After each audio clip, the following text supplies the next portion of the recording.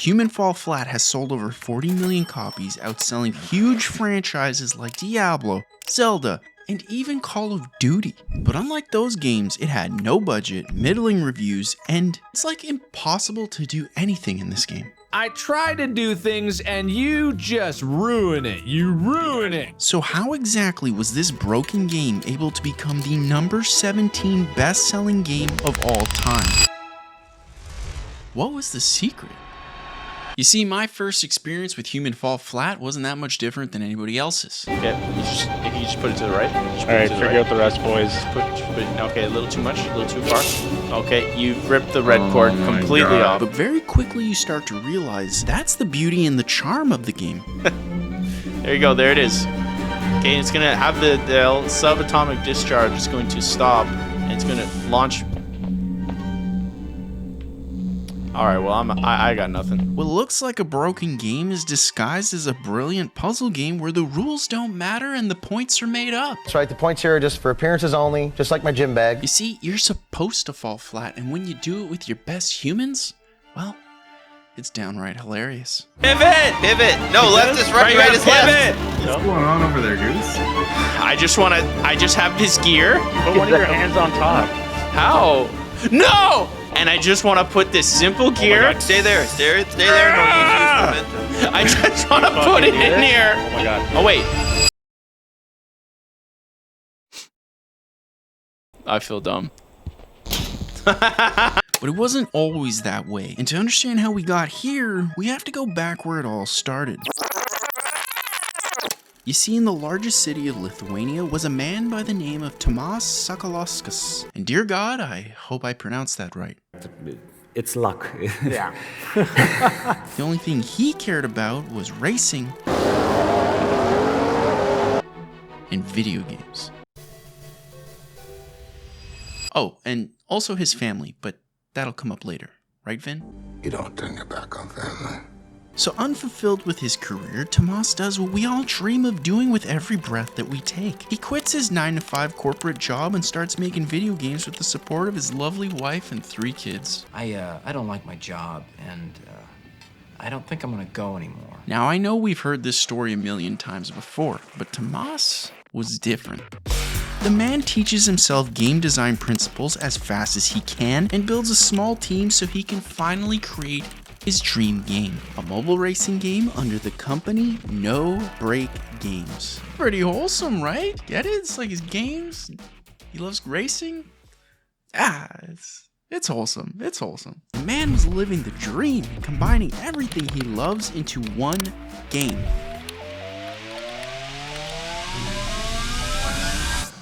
Except Tomas quickly realizes mobile games aren't really the same as traditional games. I mean, just look at this. Tasty. You see, the mobile market is a nightmare of exploitation where gameplay is by no means the end goal. Their shift towards free-to-play and being really short experiences, having core loop where you try to give a little bit of play for player and force him to come next day and next day and next day, because otherwise you don't make money. So for me that was strange. Because a successful mobile game company doesn't care if the game is fun. They don't even care if the game is interesting. Their one and only goal is to make it as Addictive as humanly possible. Because then they can shove a ridiculous amount of tiny transactions at you so you can pay to keep the ride going. We all got a weak spot. Tasty. Not sure how that's applicable, Vin, but thank you. So very quickly, Tomas figures out that mobile games are the equivalent to peddling drugs. Blue, yellow, pink. Whatever, man, just keep bringing me that. Except that was the problem. That wasn't what Tomas signed up for. So after 2 years of hard work, he runs out of funds and he's forced to cancel the game and let go of the team. It was over. Dream was dead.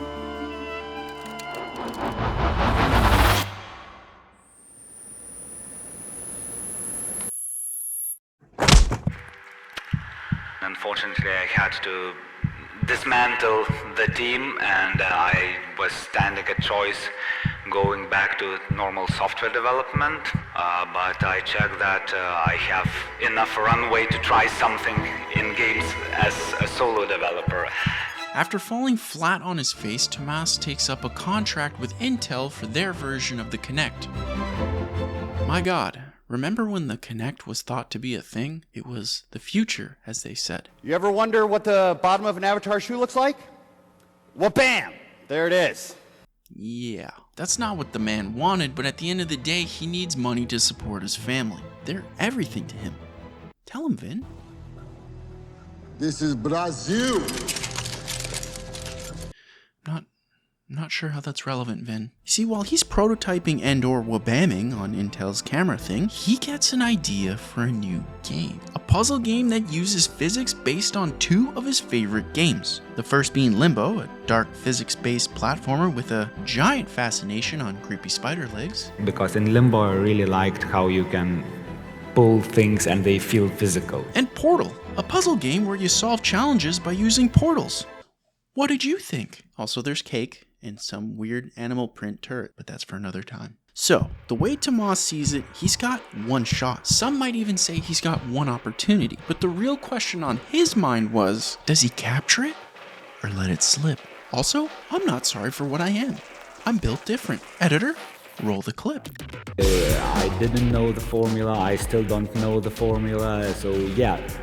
For me, it was doing something that you would play yourself. Now, it's worth mentioning that when a game is being developed, it's incredibly important to let others play it before rather than after release. In fact, the best developers will do this to see which part of the games are fun. Blackith blesses me this day. Together, we might survive. And which parts are less fun. Sorry, I can't help myself. I had to put that clip in there because they destroyed the franchise that I love and it pains me every single day. Moving on. So Tomas seeks out the best person he could think of for the job. And the best part is, the guy he found would do it completely free of charge.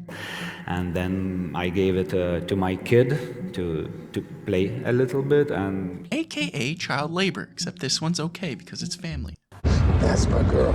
But after watching his son play, he notices something was wrong. He would do anything you can, but not solve it correct way. You see, his son wasn't solving the puzzles the way he intended. In fact, he wasn't playing the game at all. He was just messing around with the physics. So now there's a problem. And at this point, there's two directions a game developer can take. And I'm gonna be honest with you guys. This is a really big decision. Option 1, they can either fix the new behavior that players found to keep the game as they originally intended, or option 2, they can completely embrace what the player liked and double down.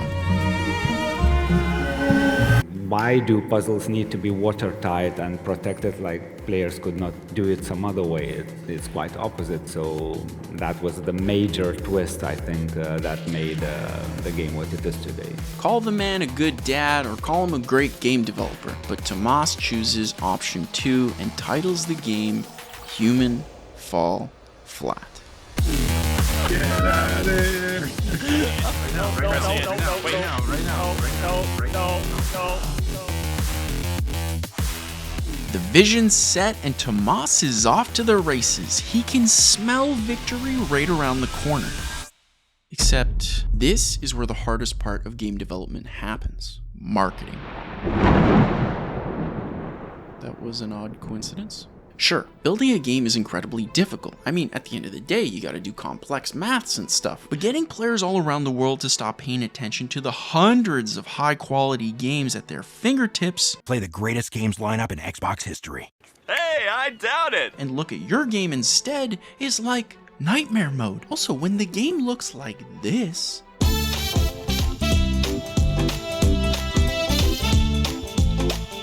it's gonna be an uphill battle. You see, most developers reach out to gaming journalists, they go to events, they network, they create stupid trailers that shoot and reload the guns to the sound of the beat. Seriously, stop doing it. Nobody likes it. I'll tell you what everybody wants. Everybody just wants an uninterrupted gameplay trailer. You play the game for like 2 minutes straight.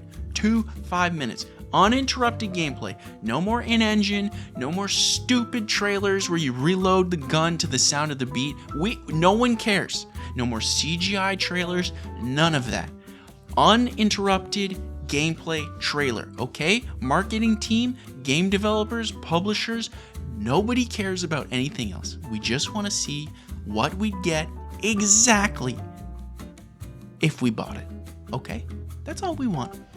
Rant done. Regardless, all of that is a lot of work, especially if you're just an engineer. And the worst part is, none of it is even guaranteed to work. But this is where Tomas's genius starts to shine. But then I kept watching streams of initial prototype and YouTube videos and seeing what people want to do with the game. You see, he figures out that if he gives the game to a tiny YouTube channel, they would have something new and interesting to play. And in return, he'd have footage and the comments to use as feedback for the game. I try to change things a little bit so they don't go into dead ends. Yeah. So they don't get frustration. It's literally genius. The man just outsourced the testing to YouTubers.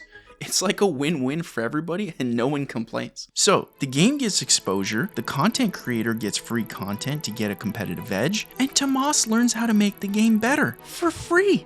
And if they think something should work, it should work. Freaking game developers are out here playing checkers and Tomas is out here playing chess. Streamers need to work hard to really make it different from the other streamers. Here the game was a tool that made a unique video with every player. But it actually gets even better, because this guy was like 5 steps ahead of everyone. He knew if he kept this cycle up, bigger and bigger creators would want to play as the game got better and better.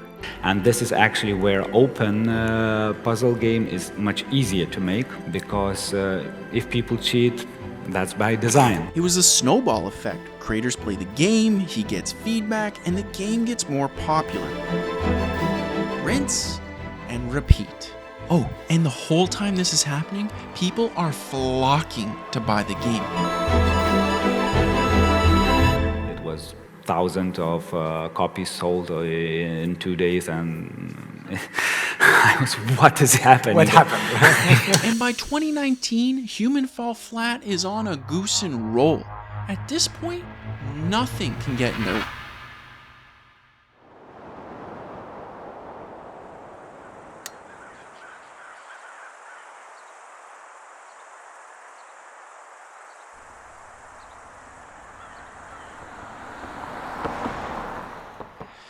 Well, that took a turn.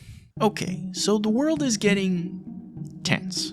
People are stuck at home, and some of us even went through what I can only describe as contextual change. Except in some weird bizarro turn of events, the worst thing ever turns into the single greatest explosion of content the world had ever seen. Been wanted this forever. I've been in the field with whatever they throw at me, brush it off. Call of Duty Warzone, Among Us, frickin' Tiger King? I am never gonna financially recover from this. Yeah, the world was stuck at home, but that meant they needed as much content as humanly possible. And one of those human possibilities wasn't falling flat anytime soon. The game was exploding in popularity and sales were through the goose and roof. That's right, we don't curse here, we just say goose. And if you have a problem with that, go goose yourself. People are starting to forget the world's on fire, and because of video games, they're just having fun.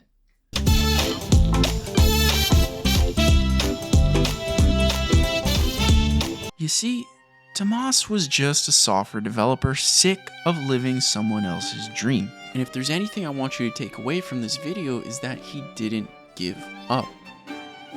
Yeah, he faced pain. I didn't know the formula, I still don't know the formula. So he faced failure.